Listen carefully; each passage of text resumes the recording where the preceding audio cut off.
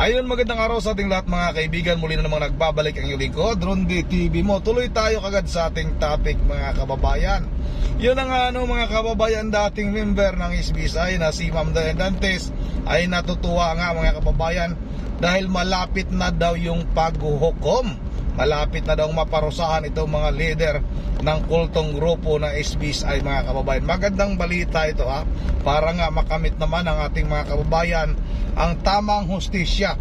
Tuluyan ang makulong itong mga leader ng kultong grupo na ito mga kababayan sa panguna nga ni Jiren Esquilario o kilala natin sa tawag na Senyor Aguila, at itong si Karin Sanico at itong si Mamerto Galanida at yung isa pa mga kababayan kailangan talagang makulong na sa tamang o sa bilibid ito mga kababayan. Huwag na yung pa-aircon.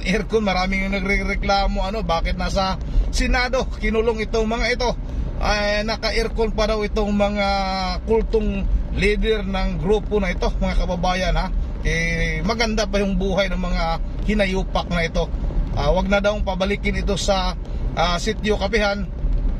Tuluyan na daw itong ikulong sa bilibid. Maganda kung sa bilibid naman talaga ikulong itong mga ito dahil nga patong-patong mga kababayan ang ginawang kasalanan nito sa ating mga kababayan doon sa sitio Kapihan. Yun ang mga kababayan huwag na nating patagalin. Panoorin na natin itong napakatapang nga si Ma'am Dayan Dantes mga kababayan. Mga lawyers ng PAO, maraming salamat. Ako'y nagpapasalamat talaga ng taus puso. Salamat. Malapit na. Malapit na. Katapusan ang hukom nila. Ngayon sila yung i-punish yan. Ito, hindi sumunod na late sa formation. Ilublob yan doon sa pool ng Kadire. Ilublob yan. Ngayon, ang mga mukha nila para silang parang oo talaga kawawa, nagmamakaawa na kawawa sila tignan. Kung makita niyo yung bagong post ng lalo kay Yuyu Titi, tignan nyo ang mga itsura nila. Tignan nyo ang itsura ni Mamerto Galanida na used to be. Merong taga-prepare ng kanyang pagkain. Merong taga-luto. Merong lahat na naka-catered sa kanya. Ngayon, tignan nyo ang higaan nila. Magiging worst pa yan. Napakagandang higaan for the pulungan. Ang ng Senate. Pero pagdating nila, pag sila ay nahusgahan na, matitikman nila ang pait. Doon na sila siguro, pag sila ay nakakulong sa piitan ng mga preso talaga, doon na sila siguro magsisi.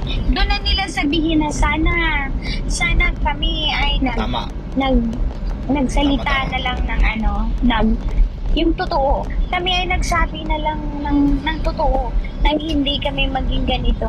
Wala naman walang ibang hiniling ang mga tao, ang mga biktima na kayo ay magpakatotoo. Siguro naman kung kayo ay nanghingi ng manhin at sorry, siguro madali silang kausap, pero ang yayabang nyo kasi. Pinagtatawanan pa ni Mamerto Galanida nung in-interview yung ating mga biktima na si Randolph at si Jackie. Now they can get their own rope to hang themselves. How about now, Mamerto Galanida? Anyari dong? Lakas mga sara. Anyari. Tama. Jerry ay isang kriminal. Hindi mabilang yung mga taong pinatay niya. Hindi mabilang. Pinatay niya, bakit? Dahil bawal. Pinagbabawalan niya mga tao na dalhin sa hospital at ipanganak.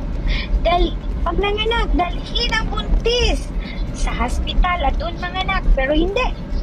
Siya mismo mag-offer, siya mismo magsuot ng scrap para siya mismo ang mag-surgery.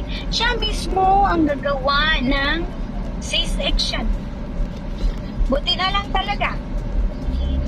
Ang Diyos ay hindi pa gustong kunin at patayin ang buntis na si D.B. Lasala. In-stop siya ng doktor doon sa loob, yung undergrad na doktor na si Gladys. In-stop siya. Buti na kinig. Minsan ang yabang-yabang niyang butanding na yan eh. Ang yabang-yabang. Susundin niya, wala siyang pakialam, wala siyang pakikinggan kundi siya. Buti na lang. Pero guys, ang dami niyang Kaya pala pinatay. daming libing. Mga bata. Mga batang paslit. Hindi pa natikman kung ano ang buhay.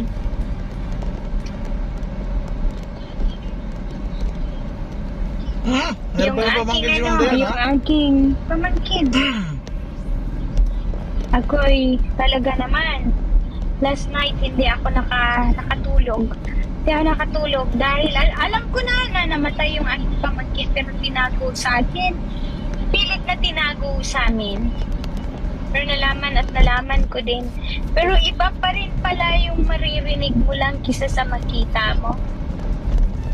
Yung aking mga naririnig, nakita ko na yung libingan niya. Nakita ko yung libingan ng aking pamangkin.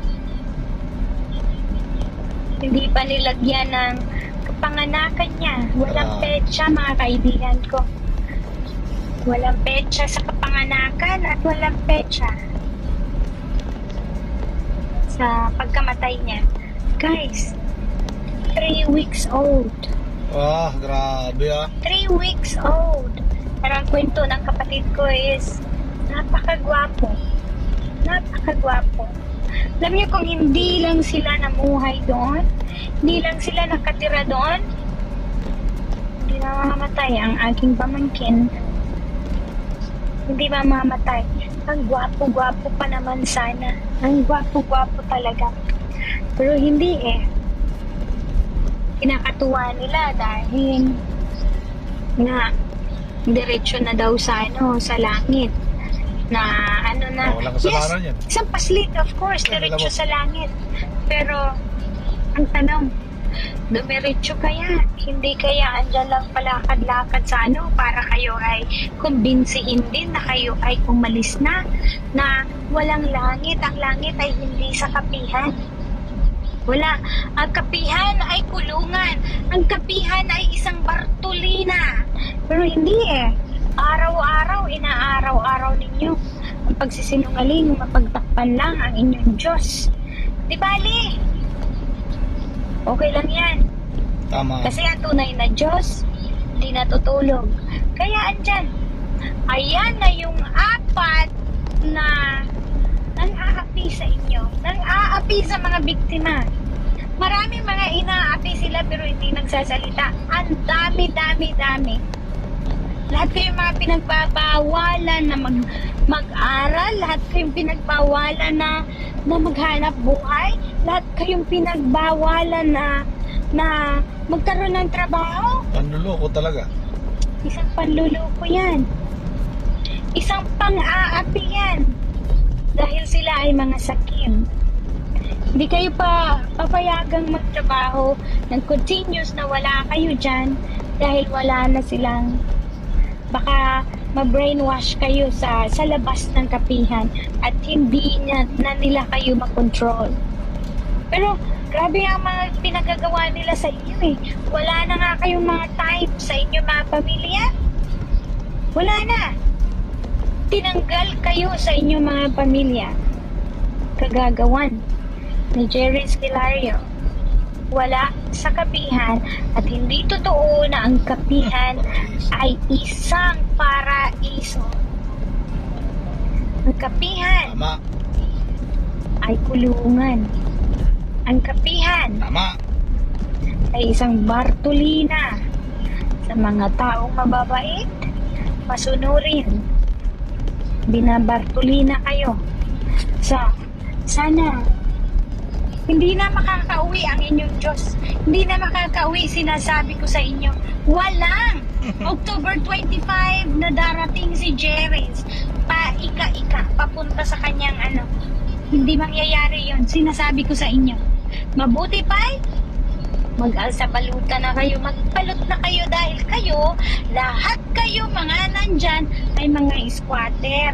Huwag na kayong pabigat sa gobyerno. Umalis na kayo ng pusa. Umalis na kayo. Pwede nyo namang gibayin yung mga Tama. bahay ninyo, andalin nyo kung saan saan palo. No? Tama. Pwede nyo itayo ulit. Mahihiya kayo. Mahihiya kayo. Naku, mga kapatid. Kasama na ang aking mga kapatid. I know na dinisuon nyo na ako. Pero hindi ko naman kayo maalis eh. Hindi ko kayo maitakwil. Hindi ko pwede. Hindi pwede. Magalit na kayo kung sa magalit. Itakwil nyo ulit ako ng ilang beses. Go ahead. Go ahead. Itakwil nyo ako. It's okay. Yun ang ano mga kababayan, itong si Jerens Kilario hindi na daw talaga makakauwi mga kababayan ha, sa sitio Kapihan. Tama lang, talaga dapat hindi na dapat makaapak pa ulit o makatapak pa ulit itong si Senior Aguila mga kababayan sa sitio Kapihan. At yun ang ano mga kababayan, yung mga kapatid pala nitong si Ma'am Dayan, excuse me ha, Ma'am Dayan Dantes ay nasa sitio Kapihan at galit na nga sa kanya mga kababayan ha, dahil nga sa mga matatapang na pagbubunyag nitong si Ma'am Dayan Dantes mga kababayan sa mga kahibangan no ng mga membro ng kultong SBSI mga kababayan ha. Matapang itong si Ma'am Dayan Dantes. Saludo tayo dito mga kababayan ha. Marami itong nabubunyag no sa grupong SBSI mga kababayan. Maganda dahil mayroong isang Ma'am Dayan Dantes din na nagbubunyag nga mga kababayan. At yun ang ano mga kababayan, dapat na talagang maparusahan itong mga leader ng kultong grupo na ito. Sabi nga ng ating mga kababayan, ano pa bang kailangang ebidensya? Sobra-sobra na yung mga pagpapahirap sa mga kabataan, yung ginagawang training ay sapat na. Yung mga parusa, sapat na daw mga kababayan para tuluyan nang makulong sa bilibid itong mga leader ng kultong grupo na ito. Yun ang ano mga kababayan, hanggang dito na lang muna at medyo nasa mahirap na tayo na kalsada at talon-talon na yung excuse me, yung ating excuse me ang ating sinasakyan. Yun ang ano mga kababayan, hanggang dito na lang muna at once again, this is Rondy TV mo. Shout out na lang sa lahat sa ating mga masugid at taga-subaybay. Maraming salamat sa inyo lahat. At once again, this is Rondy TV mo. Ingat ang lahat. God bless bawat isa sa atin.